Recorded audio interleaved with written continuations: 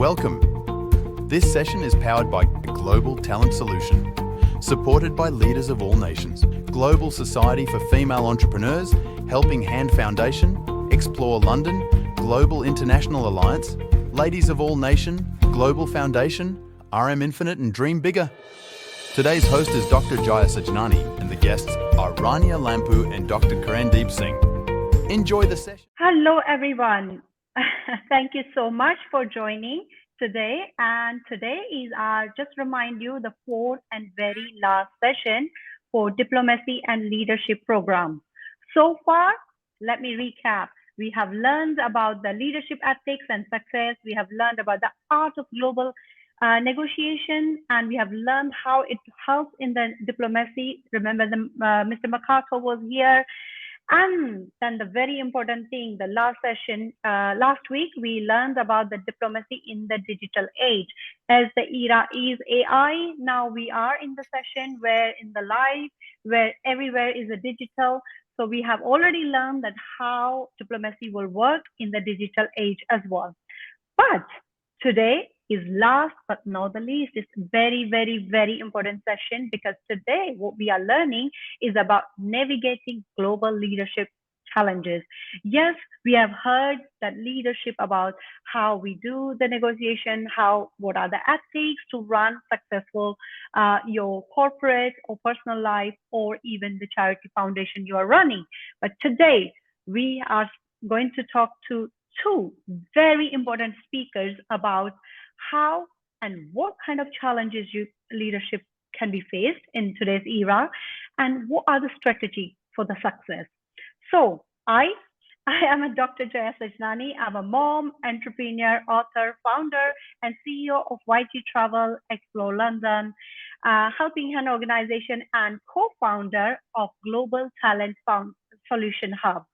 Global Talent Solution, just to remind you, is a non-profit organization and with a vision of paving the path to the future where talent knows no boundaries. Yes, we are dedicated of erasing the divide between the talented people, talented individuals, and the forward-thinking universities, and creating the bridge to help and support the education establishment to flourish with the talented students as well.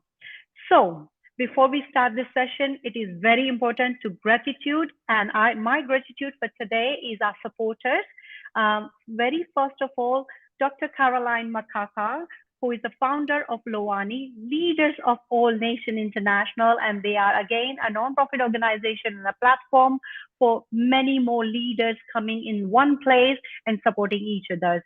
Our second supporter is a Global Society for Female Entrepreneurs and founded by Lady Dr. Robbie Motter, whose vision and one word saying is that we don't compete, we complete each other. Yes.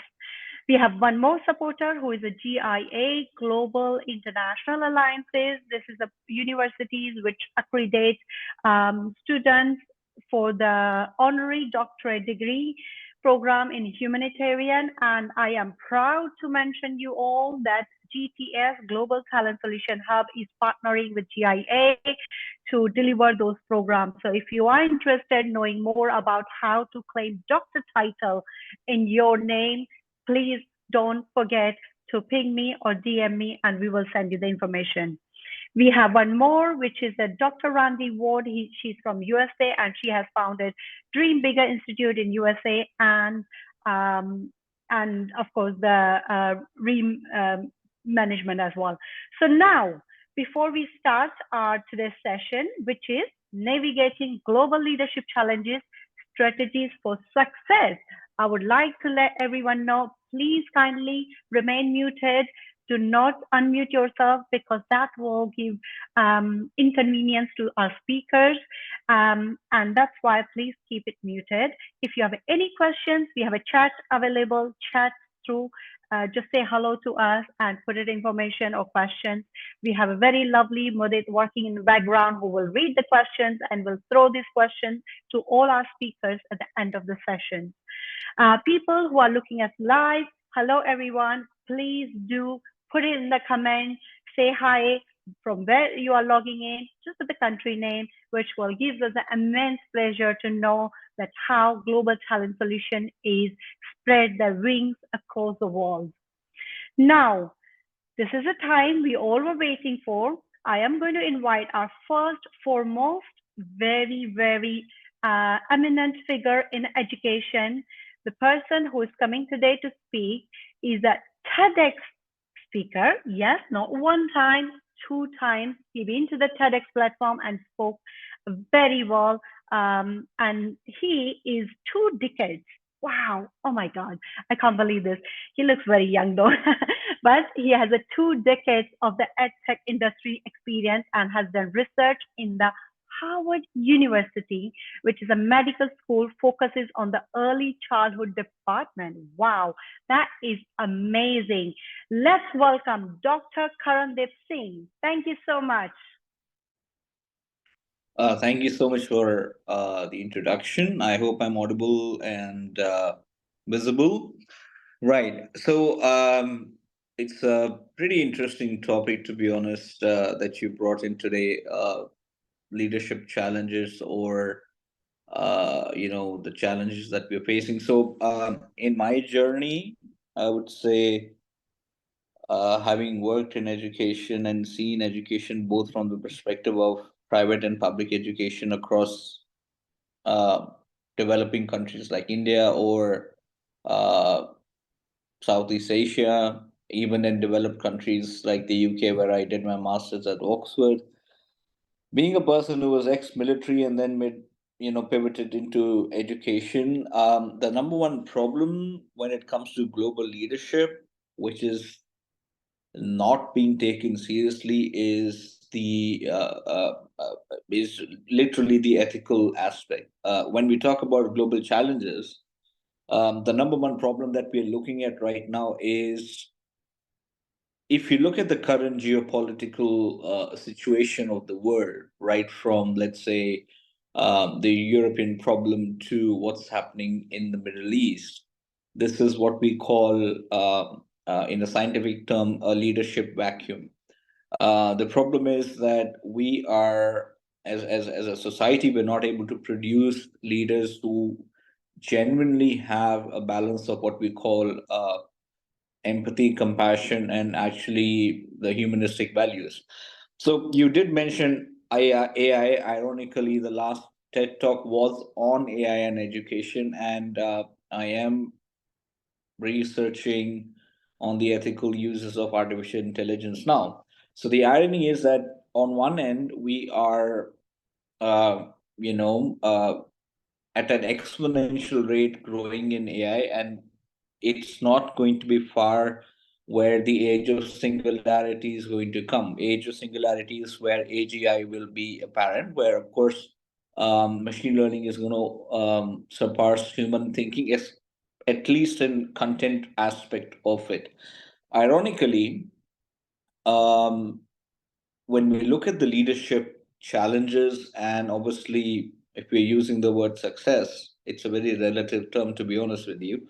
Um, First of all, we need to address why the certain kinds of global leaders that we're producing. And I mean, we have to talk about the people who are possibly responsible for the actions that are happening on a macro scale. And of course, then you can trickle it down and look at what's happening even to, let's say, a small company where there's a so-called leader. So again, there's a big difference, first of all, between, let's say, the boss mentality versus a leader mentality. The number one problem is people are not able to differentiate between what a boss and a leader means. Leader is actually a term that comes from the aspect of what we call serving your team. Whether, just to give you a very hypothetical example, um, given a scenario in a war where you are, let's say, a leader who's leading X amount of troops into battle, unless and until you are going to come up with a tactical collaborative strategy and work with your team, and your team has confidence in you as a leader, you cannot achieve success, because if you assume that you're going to just order them and you know what, go ahead, and I'm going to just watch back and watch the action. So right from history, being a person who's not just a student of history but a professor of history, leadership has always been a question mark, simply because uh, we are not able to differentiate between the moral equilibrium versus the decision making equilibrium. That means, if are we taking leaders in any form, in any dimension, whether you are running a company, whether you are even a small startup to a country, if you are taking a decision because you as a person believe that's the right decision, that's the number one challenge or a poor quality of a leader. You have multiple examples right now in front of you in the world. What's happening in with people like Putin? What's happening with people like Trump? What's happening with Netanyahu? In Israel. Of course, these are all debatable topics. But what it clearly shows, and what's been happening in Africa for the last probably 60 years, clearly shows that the I mentality is the number one problem when it comes to leadership challenge. It does not work with I, it works with the we mentality. So looking at again, looking at from a macro perspective, leadership right now extremely needs more humanistic perspectives, given the fact that we are as a society assuming that technology is expanding ironically, but at the same time we have forgotten the fact, or possibly we are procrastinating, or we're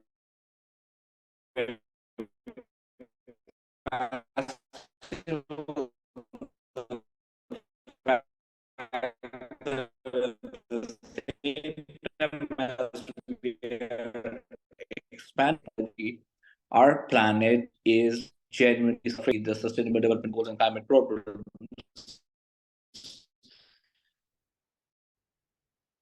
We are not taking leadership where action has to be people who genuinely believe in creating solutions on the ground. We're not just talking about political leaders of countries. We're talking about people who are possibly, if we all know about the butterfly effect or the chaos theory, if there's a ripple effect of one positive change by one leader in even one organization, it does have a massive approach. Right now, to answer your question on the leadership challenge, collaboration over competition is extremely important if we are to sustain a world for the generation of the young people who are supposed to face this planet. See, because we are selling the idea to youngsters that the end goal is what matters.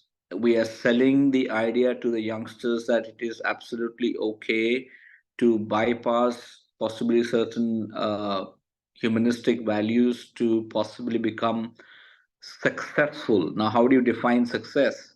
As you mentioned, what are the tricks of success? It's a very, very relative term, because success to somebody could be, stepping on somebody else's toes to get a promotion. Again, a poor choice of leadership. So, number one problem, we have to train our youngsters, whether they are young people who are budding leaders of tomorrow, because being someone who's seen education from the United Nations perspective, I represent the Sustainable Development Goals as an ambassador to the UN. It's been 6 years I've been doing that. What we have been able to see and what we have been able to evaluate globally, not just in one country, is that I use the term leadership vacuum. Now, if you look at the so-called most powerful country in the world, just to give an example of United States of America, again, not giving it a political turn, but this country has the highest military bases in the world.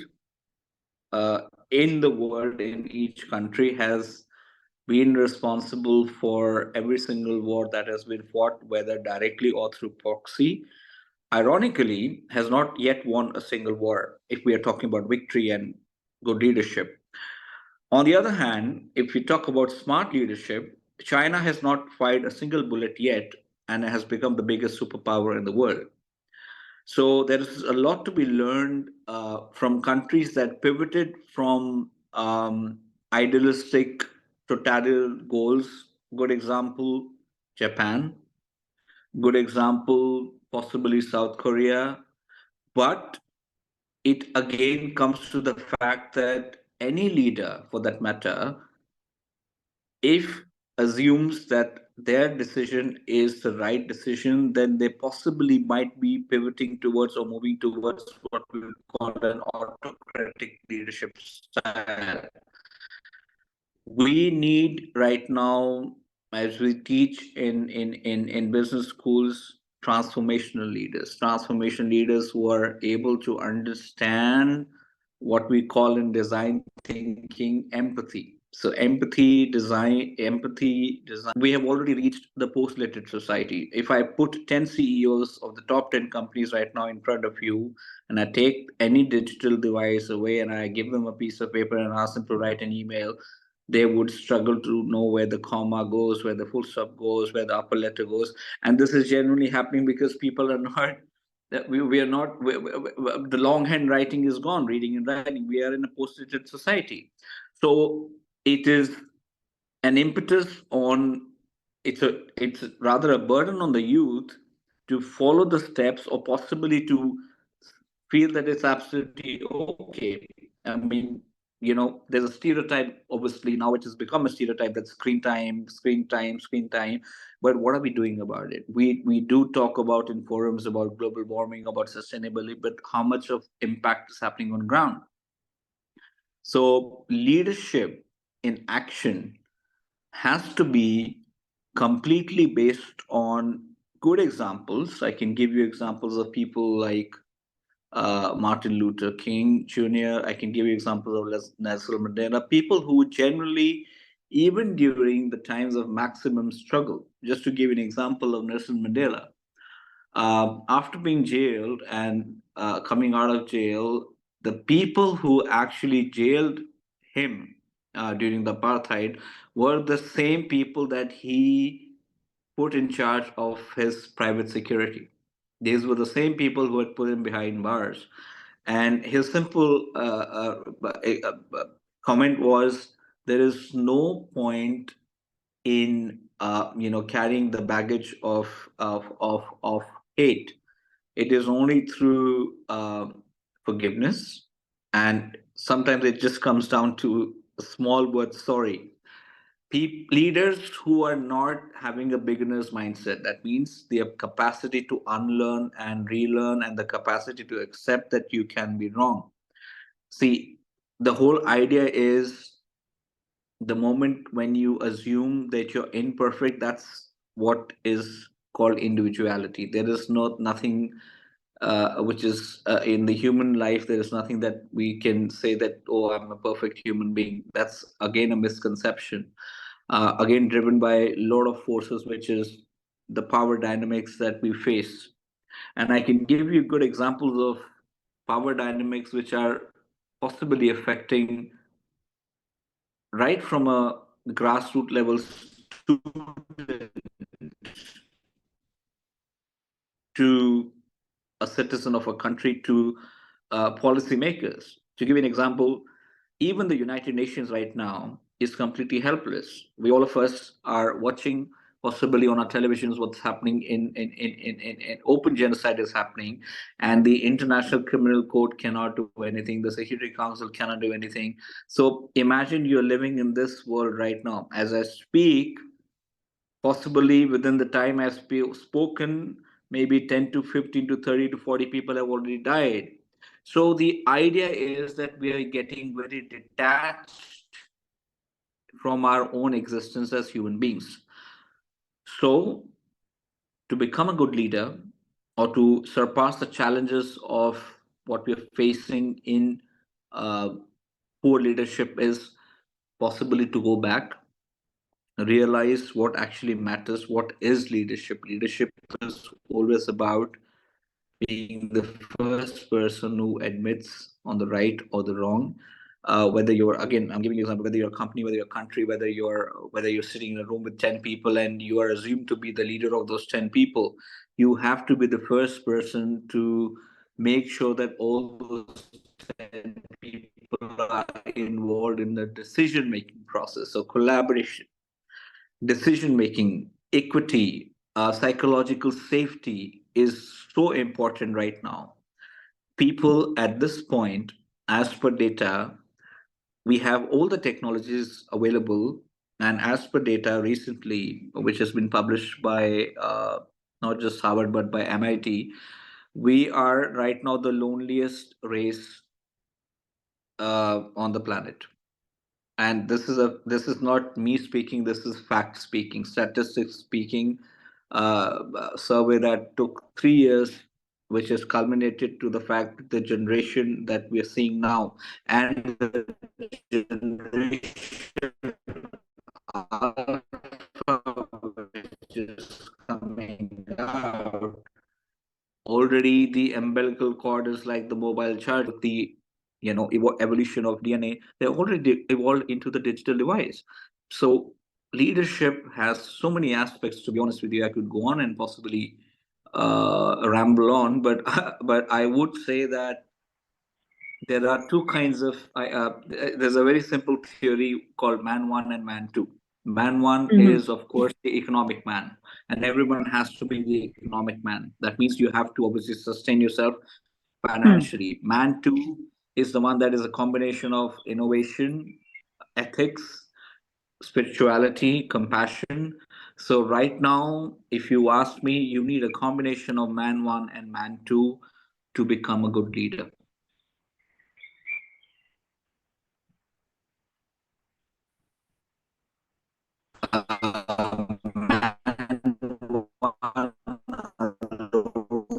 Cannot survive with that two alone. And get enlightenment. It's about outcomes. It cannot be words. It has to be on ground. It has to be experiential. It has to produce results. We cannot just sit in forums or in conferences or in congresses and talk about things and debate about things and then go home. We have to take action. Yeah. So we don't have the space anymore for possibly procrastinating or possibly being passive about the problems that are plaguing our planet as a whole. I completely agree. Oh my God. I mean, the amount of experience and the knowledge you have, Dr. Karandeep, I think we should invite you again, and then we have a session again for at least 2 hours. It's interesting discussions, and the amount of challenges you have identified that in today's era, what are the main challenges in the leadership we are facing? I have taken lots of notes. Everyone who is watching live, I'm sure you guys have taken the notes as well, that the choice of leadership is very, very important. As the Dr. Karandeep has mentioned, that it's the way we collaborate over the competition. We don't need competition anymore. The world is the oyster. We have so much of demand, and we all can thrive and survive amazingly if we can just collaborate and work together.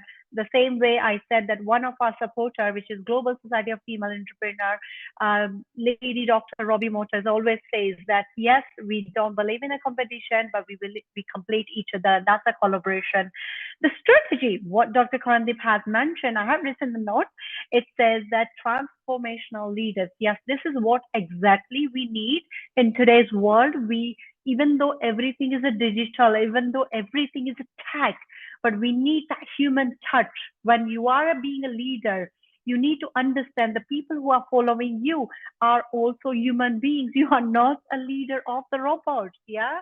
So that means you need that empathy. And that's what Dr. Karandeep has mentioned very well, that what actually matters, how you create the transformation leaders. Just go back, look into it, what actually matters, and follow through that. accept it, accountable leaders, and then you become a transformable leader. You accept it. Yes, this is your mistake, and it's okay. We all are, end of the day, human. Not necessarily that you're a leader, that means you have to be successful. And again, very nicely, what he touched that very nicely, he said that it matters that how do we define the success? Do we define how many followers we have? Do we define that what changes we are bringing to the world? Or do we define how happy we are within being a leader? So of course it matters as well that the definition of success. Now, this is amazing. Oh my God, I'm so excited. We have another speaker here, and yes, she is one of my favorite in Ladies of All Nation International, which is now Leaders of All Nation International. She's a chairperson of Greece. She's coming through from Greece. She is STEM, Science, Technology, Engineering, and Mathematics instructor. She is also contributor to the Crafting STEAM project for the Ministry of Education in Greece. When she logged in, she said, oh, she's still sitting in the Ministry of Education. Oh my God, she has ongoing meetings and meetings. Thank you so much for giving us time. And she also holds a key position in the Global Education and Humanitarian Organization. So please welcome to Rania Lampou, who is here with us and sharing the knowledge on how we can navigate the global leadership strategies and challenges we face in today's world. Welcome, Rania. Warm greetings from Greece. Thank you so much for the kind invitation. I'm very honored and very happy to be invited here today. Many congratulations to our previous speaker, Dr. Karen. And I would like to thank also Dr. Caroline Makaka for her kind invitation. Our topic today is more relevant than ever, and I want to focus first on educators because I'm a STEM educator, but I'm also designing and implementing humanitarian STEM projects addressed to underprivileged children in Africa and Asia. Some of my projects actually changed the lives of children. They were addressed to children from Malawi who didn't have sanitation filter equipment, who had to walk about 90 minutes to find clean water to drink. So first challenge, how to design STEM activities to students who are thirsty and talk about water awareness. This particular project managed to provide to these students sanitation filter equipment, and also many wells were drilled in these areas. Other projects had to do with gender-based violence implemented in Nigeria. We know that Nigeria has high rates of gender-based violence there.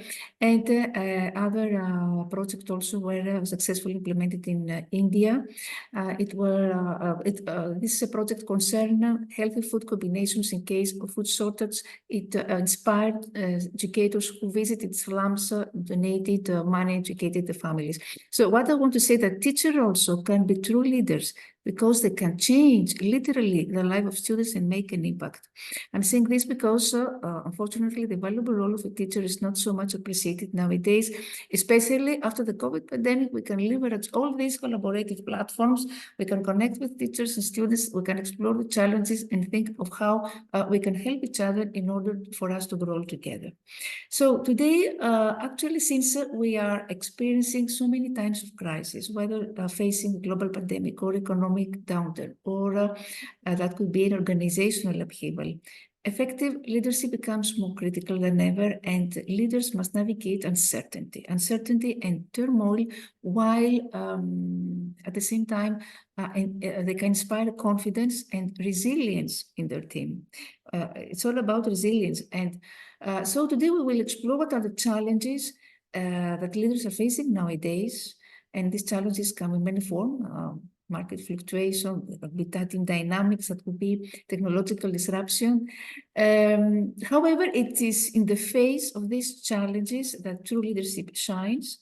And leadership challenges, remember that are not roadblocks, they're always stepping stones to greatness. So embracing these strategies that we're going to present today can actually transform challenges into opportunities for growth and transformation. Today we will explore all these key strategies, offering some insights about the qualities and skills required and actionable tips to help leaders rise to the occasion and steer the organizations towards success. If you allow me, I can share my presentation. Is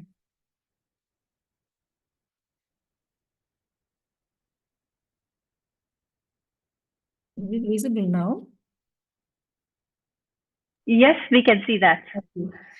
So in the modern interconnected world, we can see the significance of global leadership is important as we live in the VUCA world. VUCA world is characterized by uncertainty, volatility, complexity, and ambiguity. Leaders are tasked with making decisions in an environment where the only constant thing is uncertainty.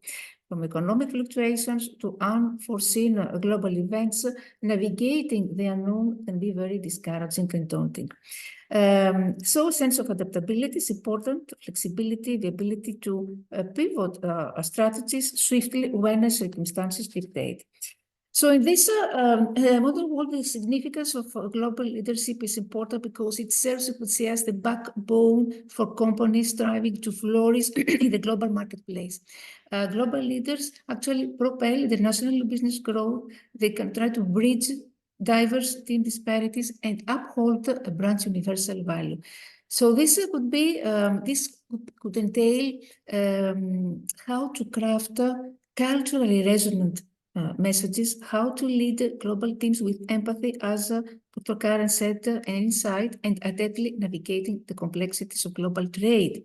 Here you can see some very interesting statistics at the concern, a very trend now highlighted, which was presented, highlighted by the 2023 Global Leadership Forecasts, shows that indicates a decline in leadership quality globally. It's the most recent statistics. This is based on a study spanning over 50 countries and 24 industries. So the findings reveal a notable 70% decrease in the proportion of leaders reporting that their company had high quality leadership, dropping to a mere 40%. These statistics actually emphasizes the urgent necessity for robust global leadership development initiatives. So addressing this gap is crucial, as high quality leadership is necessary, is indispensable for organizations to successfully handle the complexities of a global market in order to foster innovation and sustain competitive advantage.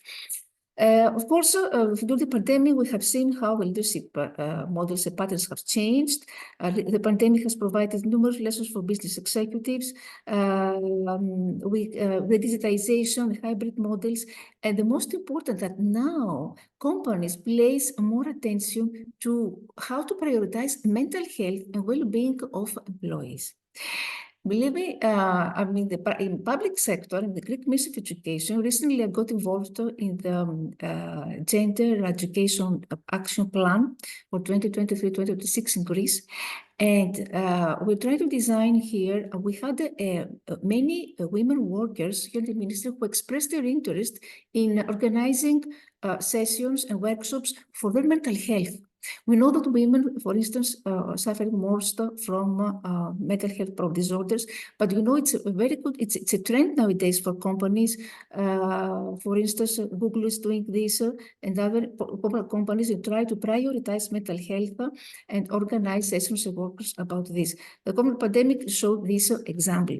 And of course, we know that during times of crisis, leaders must actively reflect on their emotions, how they can manage their own emotions, how they can have self-awareness, and in this case, only they could understand the emotions of others.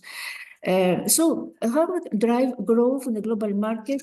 Global leadership is important because it serves as a cornerstone for companies aiming to excel internationally. It enables organizations to navigate, but we see the intricacies of global trade and tap into the expansive global market.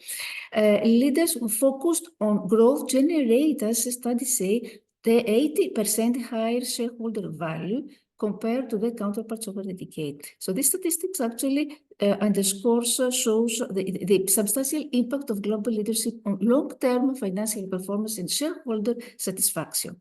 By comprehending and implementing global leadership skills, leaders can actually manage diverse teams. They can tailor the strategies to meet the demands of various markets worldwide. And this approach not only fosters international business expansion, but also ensures sustained organizational success in the global market.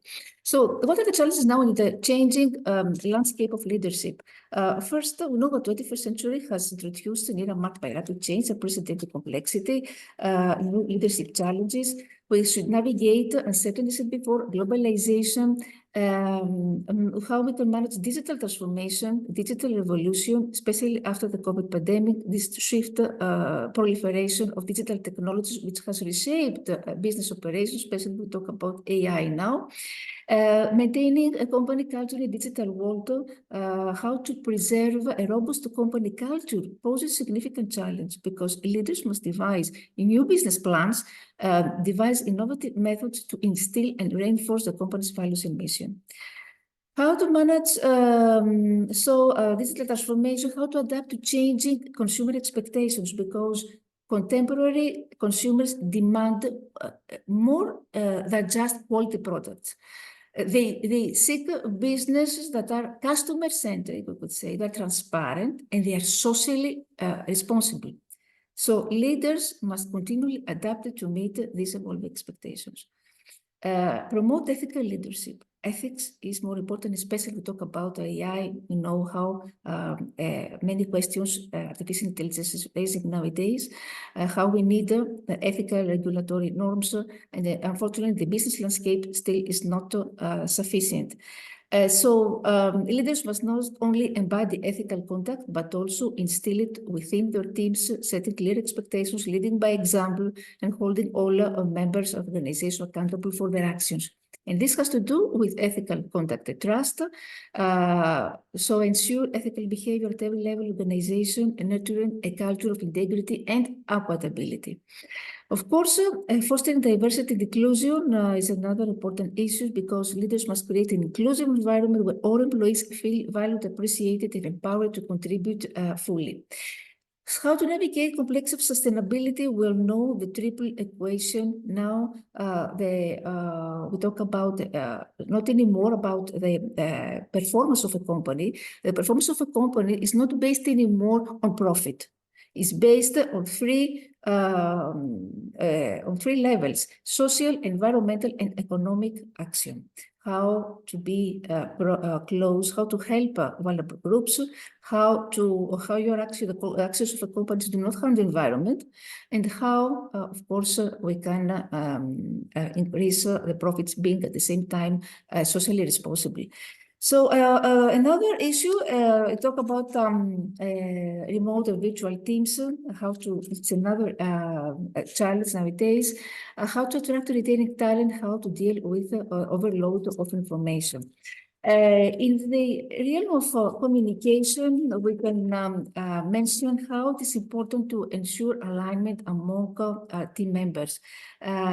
Whenever a diverse group of individuals with varying backgrounds, experiences, and perspectives come together, presents a challenge to unify them towards a common goal. This is a constant aspect of leadership. So how does anyone ensure that the organization's objectives and motivations are understood and respected? How can we align everyone's efforts in the same direction rather than diverging into individual paths? Another challenge is how to manage conflict. Conflicts arise when hidden agendas clash, fueling unhealthy dynamics within organizations, and these conflicts can escalate when disagreements become personal, or they can offer opportunities for constructive dialogue where necessary truths are expressed.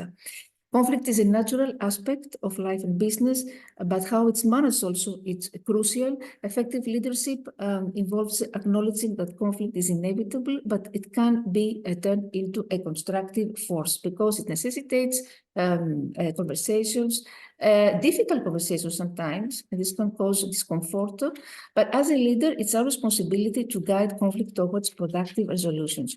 And when we communicate bad news, because life is not always smooth sailing, challenges and setbacks are inevitable. As a leader, delivering unfavorable news, addressing mistakes, or acknowledging necessary changes is part of the role. So sometimes this entails assuming the role of a bearer of bad news, which can be disappointing. What would be now the strategies for success in developing a global mindset? It's imperative in order to excel in our roles. It involves understanding the breadth of the global market, while at the same time appreciate the nuances, we could say, and the nuances of each local market. So the mindset empowers leaders to make decisions that consider both global influences and local intricacies. Strike a balance, we could say, between the broader view of global trade dynamics and specific preferences of consumers in various countries. The second has to do with lifelong learning and adaptability in all aspects, in all professions. This means foster curiosity, remain open to new ideas, actively seeking opportunities for personal and professional growth, never remain stable. Facilitate open communication, of course, and collaboration, encourage innovation risk-taking, prioritize, said before, employee and well-being and mental health, balance a global local perspective, said before. This has to do with, because global leaders face a significant challenge in managing this delicate balance between the need for global consistency, as said before, and the recognition of local regional differences. So here you can see, for instance, how we can balance this. First, we need to think and act globally. So maintaining a global mindset is crucial when consistency across regions is paramount. Think and act locally, because global organizations should aim to meet at the same time local needs and maximize regional adaptations. And at the same time, think and act locally. Operating both locally and globally simultaneously is also necessary, because decision-making should integrate both perspectives. Of course, provide another strategy could be provide always and seek for feedback. This is very important. Set clear expectations. It's important. Enable employees to meet the performance standards, because our ultimate goal is to maintain a confident and productive workforce fully committed to the organization. Pulse surveys, I want to suggest these pulse surveys that consist of shorter, frequent surveys, provide valuable insights into employees' perceptions, attitudes. Unlike annual surveys, it's better because it's not detrimental to engagement. And pulse surveys offer quick feedback that allows direct supervisors, for instance, to promptly respond to concerns and address needs. Of course, one-to-one meeting, structured or informal discussions with employees provide opportunities to understand the job satisfaction levels, identify ways to support the professional growth. So investing time in scheduled one-by-one meetings send a powerful message of care and commitment to employees' well-being. We need to show to our employees that we care about them. We can, for instance, help them in their professional growth through trainings, through workshops, through seminars. Since the skills of our employees should be updated, as leaders, we are responsible in ensuring their professional development. Participating in events such as global leadership summits, this offers also valuable insights into emerging trends and strategies in global leadership. So embracing a global mindset is essential for navigating the complexities. And of course, you need to understand the nature of crisis, to be transparent, empathetic, foster resilience and well-being, demonstrate decisive adaptive leadership, lead by example, and bridge diverse teams. But the third part would be the personal characteristics of a leader, because leadership extends beyond guiding others. It's equally about guiding ourselves. Achieving leadership excellence relies on personal growth and development, encompassing skill refinement, mindset cultivation, and continuous evolution as an individual. So challenges are always there. Of course, challenges serve as tests of resolve, of creativity and adaptability. Rather than avoiding them, we need to embrace them as stepping stones to reveal our true leadership potential, embrace them as opportunities for growth and improvement, guided not by emotions, but by resilience.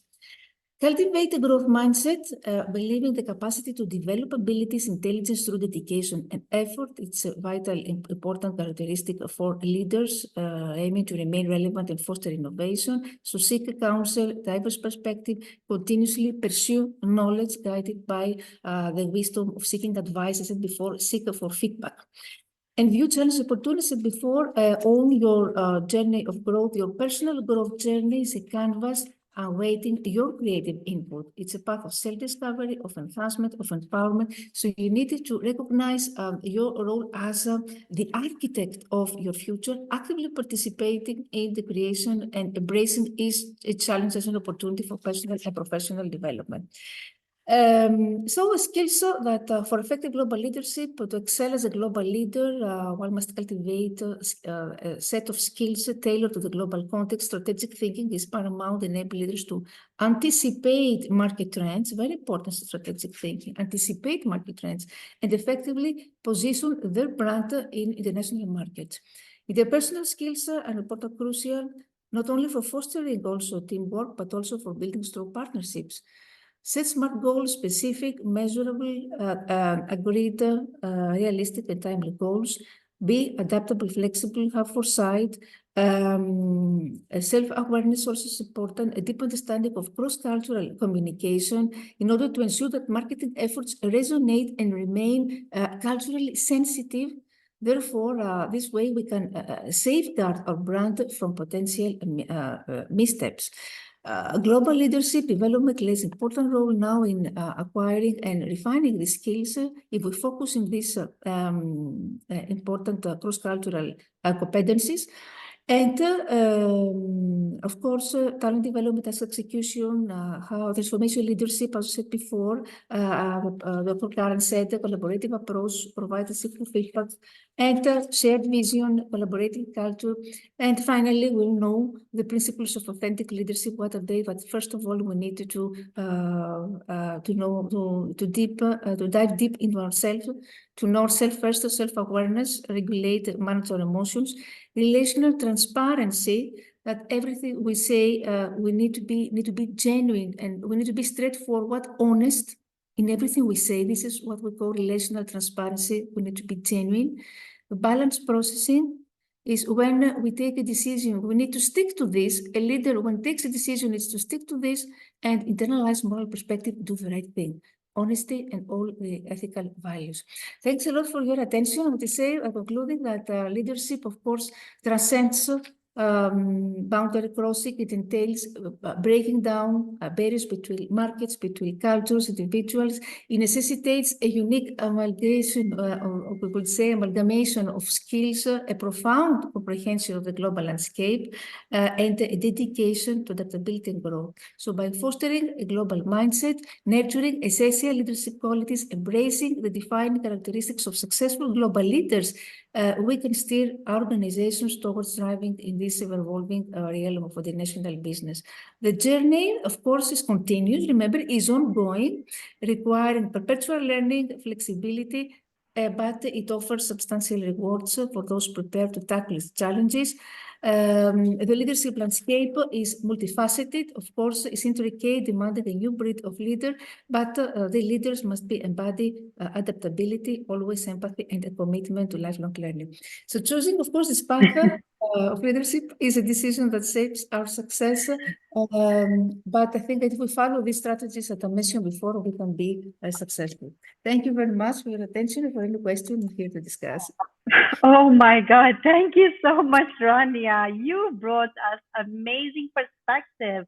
I mean, I was already very much impressed with Dr. Karan Singh, and now we got your perspective where you talk about the locally and the globally, as well as the personal growth when it comes to the leadership. Wow, I have taken lots of notes, and I'm sure everyone who's watching us live must have taken the notes as well. It's amazing to see that how Rania has summarized the challenges, according to her, was the very heart of the all problems, the main challenge, what she described was different than the Dr. Karandeep, was how to adapt the consumer expectations. Yes, Rania has very well spoken about the challenges we are facing, and as a corporate level, at the governmental level, political level, and the personal level as well. However, the strategies, I have been hearing the same, that we need a leader who is an empathetic person, who understands that what other person or followers are going through. What we heard from Rania was that ethics is the echoing topic, that yes, we need a leadership ethics, we need a clear expectation communication while they're communicating to the followers.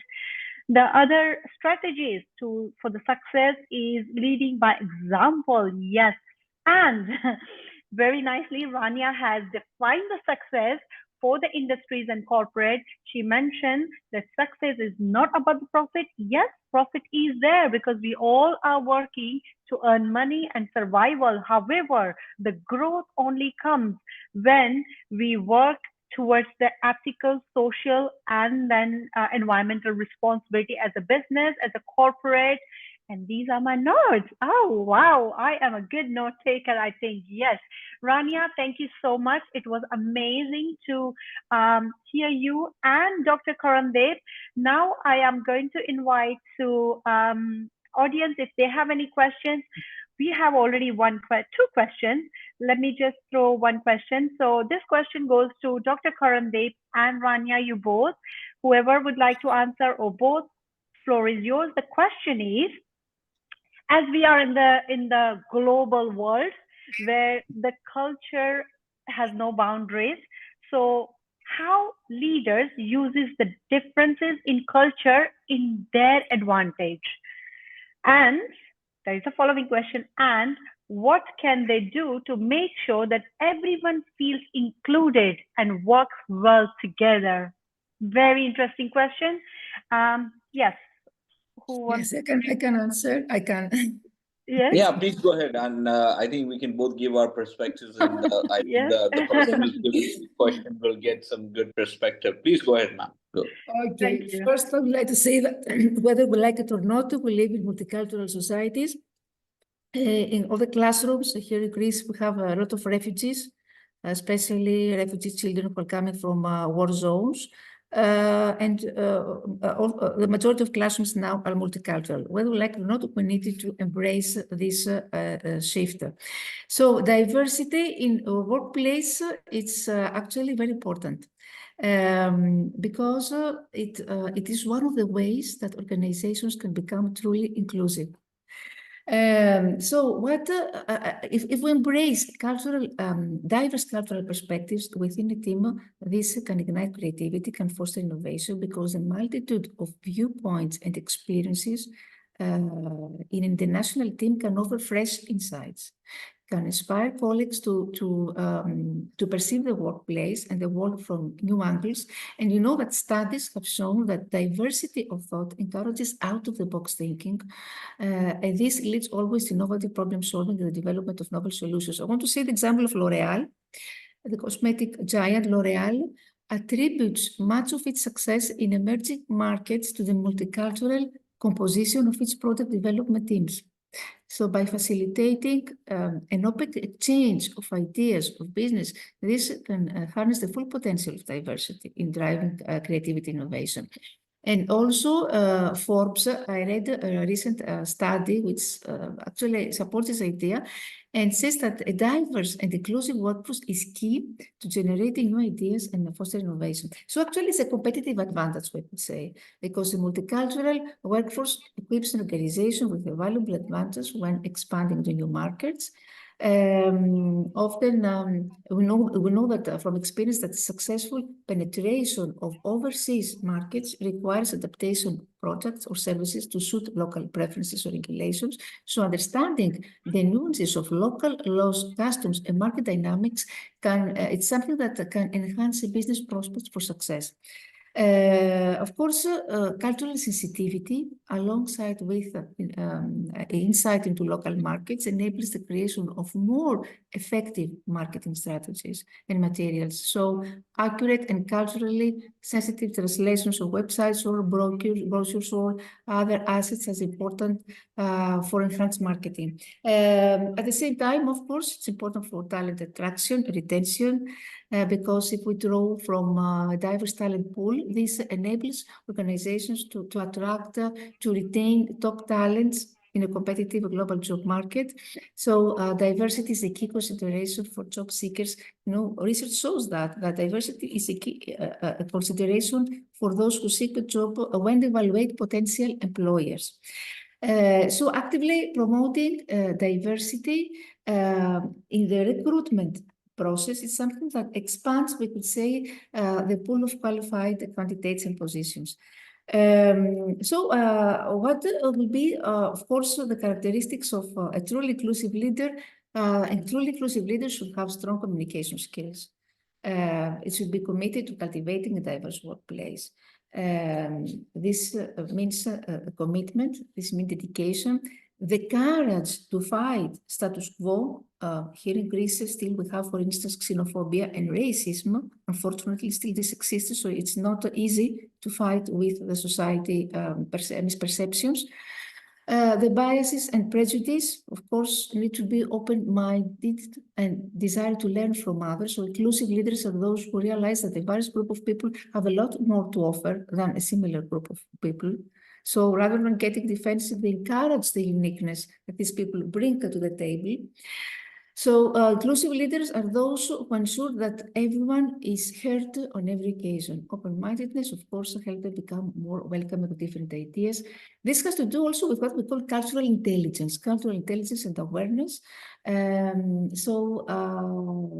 All these characteristics, I think, of an inclusive leader. In this way, we can bring more innovation and uniqueness to our project. This is wow. That's a big That's amazing. intake. I was going to say that. Karandeep. I was going to say that we don't need Chat GPT 4 anymore. I think Rania is faster than yes, I'm GPT. talking fast. Her response rate is way more, to the point. I think she's giving AI a run for its money. It's absolutely. I think I second a lot of the points that Rania spoke about. See, intercultural aspects of business is such a pivotal role, especially now when we're talking about, we have been always talking about the fact that cultural assimilation, as she rightly pointed about diversity and inclusivity, is so important for leaderships. When it comes to any organization, leaders who do their homework, who understand, a very beautiful point that she brought about is being sensitive to people who come from all different ethnic backgrounds, respecting their backgrounds, and possibly making sure that everyone feels absolutely safe in the working environment. I mean, it's not just an HR issue; it is actually the leader's issue. The leader has to make sure that people coming from all kinds of different backgrounds, different cultural heritage, they should be used as a strength for the company or the organization, or for, let's say, for anything, rather than not utilize it. For example, just to give you an interesting example, when way back, when a country like a French company, Renault, when they tied up with Toyota, which was an absolutely off-heard combination, led to such a revolution in the automobile industry. It was because the French company was able to understand how the Japanese people work.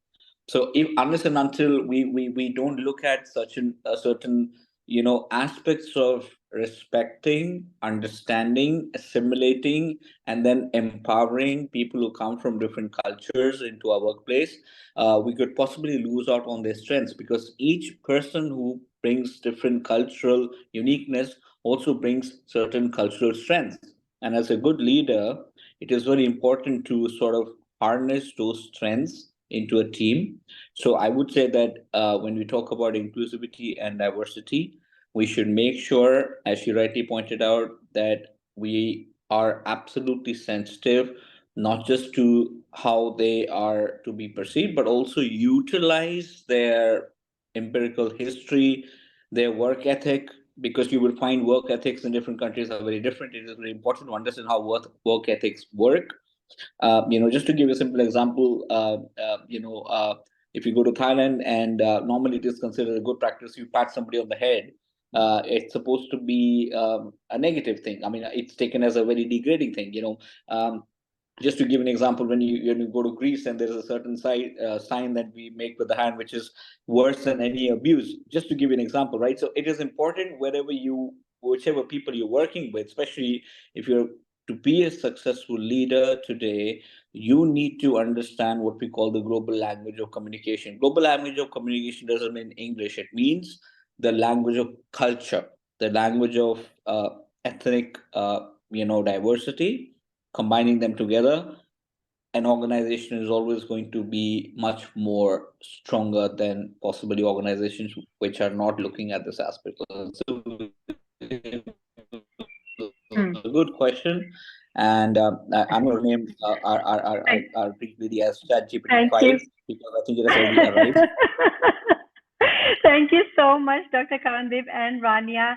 I mean, this is our fourth session in Diplomacy and Leadership program, and I must tell you, this is the first time ever we run out of the time because you both are such amazing, full with the experience and the knowledge you carry. I think it wasn't fair to bring you both together in 1 hour session. We should have had a 1 hour each session because you both have amazing experience, and I really bow down and thank you so much for choosing to come here and spreading your knowledge to all the followers who are following Global Talent Solution and they would like to learn more and more. So thank you, both of you. I think we have any questions. Yes, I think I had same question. If it is possible, we would have time to reply to Jamie, who says about artificial intelligence. Yes, I want to say something about this. Yes, please go ahead quickly. Yes. We can squeeze in a few minutes more. Yes. I want to say that now the example of Sweden was a country, one of the most tech-savvy countries, which has integrated digital technologies related to preschool age, and now this summer announced that they ban the use of digital technologies and the return to all textbooks in a period where the European Union invested $2 billion for AI school programs. This means that everything has to do with how we use artificial intelligence. Of course, banning something is not a solution, banning ChatGPT, because it sometimes leads to a non-ethical use, or it leads to no creativity among students. This doesn't mean that we need to ban artificial intelligence. Then we need to navigate through leaders of those who teach, for instance, students or employees how to navigate the complexities of the use. And of course, true leaders here need to take into consideration the ethical regulatory frameworks, the ethical guidelines, and beyond, remember, ethical codes, there are also what we call ethical values. So AI should go along with this, and the most important principles of ethical values are transparency, visibility, explainability, data security, data protection, and of course, above all, responsibility. These are the absolutely. I think that's a perfect answer, and also it is so important when it comes to AI. See, there is never going to be a day where we should be under this existential threat that AI is going to surpass human factor. People are assuming that AI is reducing critical thinking. Ironically, what we talk about prompt engineering or critical prompting, actually AI is going to increase the human, you can say, challenge the human beings to be more critical thinkers, because without critical prompting, AI is nothing but a useless tool. Until and unless you can critically prompt it to give you the kind of responses that you want, that is how AI works. And especially for leaders, as rightly pointed by a speaker, it is about the line drawn between ethics. When it comes to AI, it is very important for every organization to have SOPs in place, to have procedures in place on how to effectively harness AI. Again, I'm using the word harness artificial intelligence, not use it or assume that it's a tool that can be used to replace. On the contrary, It is to be harnessed by using critical thinking and taking it forward. That would be pretty important for a leader. Thank you so much, both of you. Very quick, Rajni Shah is here and she has a quick question, if you don't mind. I know I'm just allowing everyone to ask a question, but she was waiting long on the Facebook as well, and now she's here. Please, Rajni, continue. Good evening, everyone. I'm Rajni Shah. So my question is, what the global leaders should do to keep their team motivated despite of conflicts and obstacles? That's a very simple and at the same time one of the most complex questions that you've asked. It's a very important question. I would again, I suppose, Rania, would you want to first take lead and want me to follow? Yes, of course. The most important thing is to provide inspiration to our employees, to seek, as I said during my presentation, to seek for feedback and provide feedback, to always create venues for open communication, honest communication with them, organize, schedule very frequent sessions with them, one-to-one meetings, as I mentioned, and always try to include, as I said before, the cultural aspect and the social aspect. In my experience, I'm collaborating also with the Greek Astronomy Space Company. When we started at the COVID pandemic towards the shift to the digitalization and the social aspect, we organized many workshops for the privileged children. We had a great success since then. So our opening towards a social aspect is very, very important and brings always success. But this will happen when we communicate openly our vision, because leaders are visionary, set clear visions and communicate these visions, share with visions with our employees. We need to convince them about our visions, and then we can collaborate with them. But always be honest and stick to our decisions. That's it. Absolutely, and I think when she spoke about conflicts that arise, it is very important to understand that before we can reach to conflict resolution, it is very important to understand conflict analysis. What is the root cause of something that is possibly causing a conflict? Sometimes, absolutely, the way we communicate is very important. When I say way we communicate, it doesn't just mean words. It means how do you address a problem. So when you look at it from a SWOT perspective, it is very, very important to look at the modality of communication in that particular situation. So conflict resolution is one of the key KPIs for a leader, key performance indicators for a good leader.